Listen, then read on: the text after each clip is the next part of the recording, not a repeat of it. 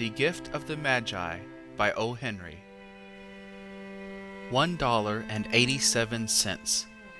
That was all, and 60 cents of it was in pennies. Pennies saved 1 and 2 at a time by bulldozing the grocer and the vegetable man and the butcher until one's cheeks burned with a silent imputation of parsimony that such close dealing implied. 3 times Della counted it, $1.87, and the next day would be Christmas. There was clearly nothing to do but flop down on the shabby little couch and howl.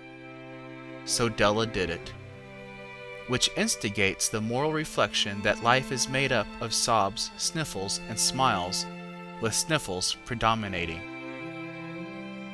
While the mistress of the home is gradually subsiding from the first stage to the second, take a look at the home. A furnished flat at $8 per week. It did not exactly beggar description, but it certainly had that word on the lookout for the mendicancy squad.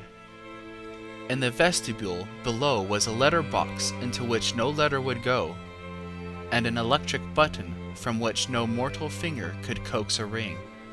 Also, appertaining thereunto was a card bearing the name Mr. James Dillingham Young.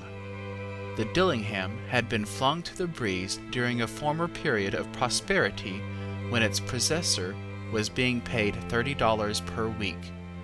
Now, when the income was shrunk to $20, though they were thinking seriously of contracting to a modest and unassuming D.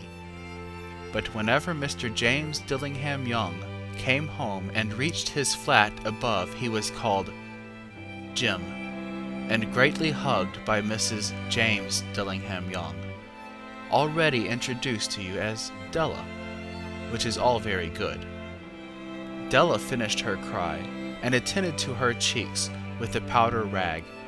She stood by the window and looked out dully at a gray cat walking a gray fence in a gray backyard. Tomorrow would be Christmas Day, and she had only $1.87 with which to buy Jim a present. She had been saving every penny she could for months, with this result. $20 a week doesn't go very far. Expenses had been greater than she had calculated. They always were. Only $1.87 to buy a present for Jim. Her Jim. Many a happy hour she had spent planning for something nice for him. Something fine and rare and sterling. Something just a little bit near to being worthy of the honor of being owned by Jim. There was a pier glass between the window of the room. Perhaps you have seen a pier glass in an $8 flat. A very thin and very agile person may, by observing his reflection in a rapid sequence of longitudinal strips, obtain a fairly accurate conception of his looks. Della, being slender, had mastered the art. Suddenly she whirled from the window and stood before the glass. Her eyes were shining brilliantly, but her face had lost its color within 20 seconds. Rapidly she pulled down her hair and let it fall to its length. Now, there were 2 possessions of the James Dillingham Youngs in which they both took a mighty pride. One was Jim's gold watch that had been his father's and his grandfather's. The other was Della's hair. Had the Queen of Sheba lived in the flat across the air shaft, Della would have let her hair hang out the window some day to dry, just to depreciate Her Majesty's jewels and gifts. Had King Solomon been the janitor, with all his treasures piled up in the basement, Jim would have pulled out his watch every time he passed, just to see him pluck at his beard from envy. So now Della's beautiful hair fell about her, rippling and shining like a cascade of brown waters. It reached below her knee and made itself almost a garment for her. And then she did it up again, nervously and quickly. Once she faltered for a minute and stood still while a tear or two splashed on the worn red carpet. On went her old brown jacket, on went her old brown hat. With a whirl of skirts and with the brilliant sparkle still in her eye, she fluttered out the door and down the stairs to the street. Where she stopped, the sign read, Madame Sofronie, hair goods of all kinds. One flight up, Della ran, and collected herself, panting. Madame, large, too white, chilly, hardly looked the Sofronie. Will you buy my hair? Asked Della. I buy hair, said Madame. Take your hat off and let's have a look at the looks of it. Down rippled the brown cascade. $20, said Madame, lifting the mass with a practiced hand. Give it to me quick, said Della. Oh, and the next 2 hours tripped by on rosy wings. Forget the hashed metaphor. She was ransacking the stores for Jim's present. She found it at last. It surely had been made for Jim and no one else.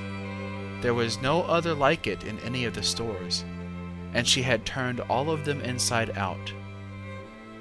It was a platinum fob chain, simple and chaste in design, properly proclaiming its value by substance alone and not by meretricious ornamentation, as all good things should do. It was even worthy of the watch. As soon as she saw it, she knew that it must be Jim's. It was like him. Quietness and value. The description applied to both. $21 they took from her for it, and she hurried home with the 87 cents. With that chain on his watch, Jim might be properly anxious about the time in any company. Grand as the watch was, he sometimes looked at it on the sly, on account of the old leather strap that he used in place of a chain. When Della reached home, her intoxication gave way a little to prudence and reason. She got out her curling irons and lighted the gas, and went to work repairing the ravages made by generosity added to love, which is always a tremendous task, dear friends, a mammoth task. Within 40 minutes her head was covered with tiny, close-lying curls that made her look wonderfully like a truant schoolboy. She looked at her reflection in the mirror long, carefully, and critically. If Jim doesn't kill me, she said to herself, before he takes a second look at me, he'll say I look like a Coney Island chorus girl.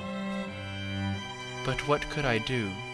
Oh, what could I do with $1.87? At 7 o'clock the coffee was made, and the frying pan was on the back of the stove, hot and ready to cook the chops. Jim was never late. Della doubled the fob chain in her hand and sat on the corner of the table near the door that he always entered.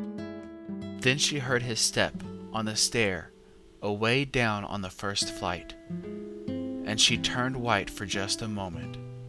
She had a habit of saying a little silent prayer about the simplest everyday things, and now she whispered, "Please, God, make him think I am still pretty."